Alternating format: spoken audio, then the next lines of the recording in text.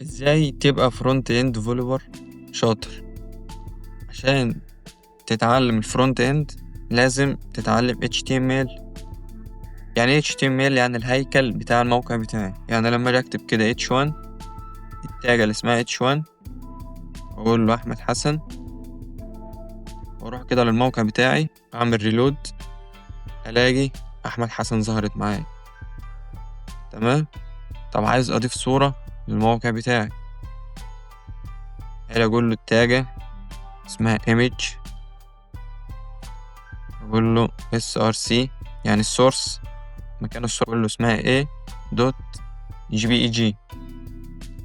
اروح كده للموقع، الاقيها ظهرت عندي في الموقع. وبس كده، اشوفكم فيديو جديد.